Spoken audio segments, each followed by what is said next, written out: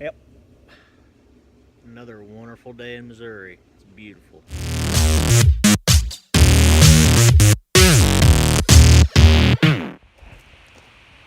So yeah, we got about 2¼ inches of rain over the last 24 hours, but it's given us an opportunity to work on a couple other things. So this piece right here runs the, try to get a better, brighter picture. This piece here runs the fingers that go up and down, or I'd say rather in and out. This bar is supposed to be stationary, and if you can tell, on the very outside where it's the most red is flat. That is 1.5 inches OD, or outer diameter, and the inner diameter is approximately 1 1/8 inches. So that bar runs through that locking pin, through that bearing, all the way down from there through this shaft to the outside, where it goes into a locking bracket right out here. Now, if you can tell, we have had a little bit of a problem, and this piece right down here is what we cut off. That half moon part was pretty much crushed. Actually, it was more like that. So no, I'll take it back. It was like that. So we cut it off. We got the oxyacetylene out, cut it off, and you can tell with how hollow that tube is. That's a hollow tube all the way through. From what we can tell, this bearing is still good. So we cut it down. We ground the inner part off as best as we could. Ground off the outer diameter to get us a clean weld. We're going to go get 1 1/8 bar stock. We're going to shove it in there 1 foot to 1.5 feet after we cut a bevel on the outside, and then we can reattach it to this outer bracket. Now that bevel part goes right against here. This would be the flat part. So then you have the round stock that goes against here, against this piece of angle iron. And what this is designed to do is go through that bracket. That's actually the inside, and that bracket would be flipped over like that. With these holes, you can line this up and turn that. That will raise and lower your fingers on your auger.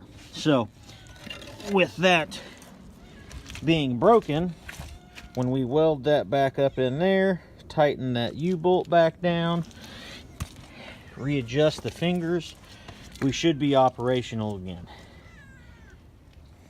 Please, somebody, God, take this cat.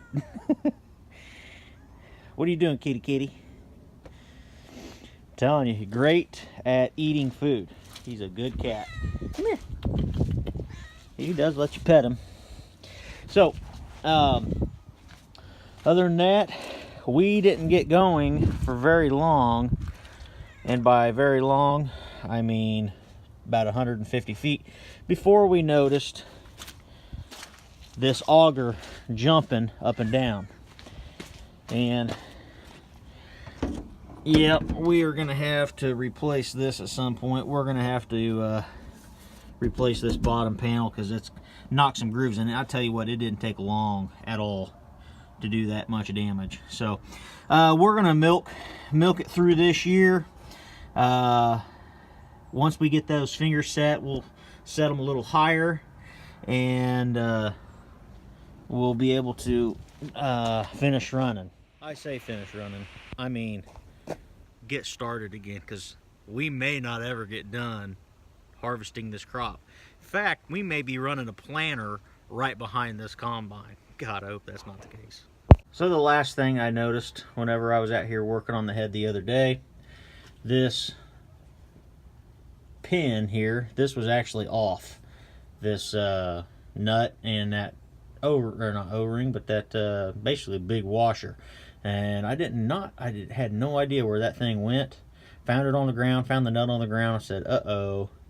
Didn't run anymore, but just walked by, noticed that spring was hanging half off. So I do have to tighten that back down to keep tension on it. I do notice one more problem that we've got is this belt. So while we're down, I'm probably going to go ahead and order another belt that drives this. It actually drives the spreader, the chaff spreader in the back. This belt here, it's getting dark now, that belt there is actually decent, but that is one hell of a belt to replace. I'm sure it's going to be a cheap one too. So it goes all the way up and around the, I guess that would be the something or others. Drives this fan and comes off of everything. So it just drives everything pretty much. Probably the clean grain elevator. It's hard telling what else it runs, to be honest. So, all right, it's getting too dark out here underneath the combine, so I'm gonna turn this thing off. All right, it's getting too dark out here to keep recording, but I'm gonna get ready to turn this thing off. Stick with me. We will show you hopefully tomorrow us welding that bar stock inside of that head and hopefully making it work. I'm not 100% sure it's going to. Could be a temporary fix. They want $500 for that 1/2 of that rod that goes through the right side of this head. So we're going to see if we can't jerry rig this and keep this thing going as best as we can. So thank you for all the new subscribers out there. We've been getting more here, several lately in the last couple days. Thank you guys, and for you other subscribers, appreciate you guys watching the videos. Spread the word if you don't mind. I'd like to grow the channel. Hopefully I'm helping people out a little bit and showing you guys different ways to do things. Could be wrong, but at least you'll learn from my mistakes, and if it's better than what you guys are doing, please use it to your full advantage, and hope you have less of a headache than what I've had here the first 2 years of farming. So I'm going to create a video here in the next couple of days of why I got into farming, being my only my second year. I'll kind of go into the background a little bit on why it is I chose to do what we're doing. All right, guys, please like, please subscribe if you haven't already, and thanks for watching.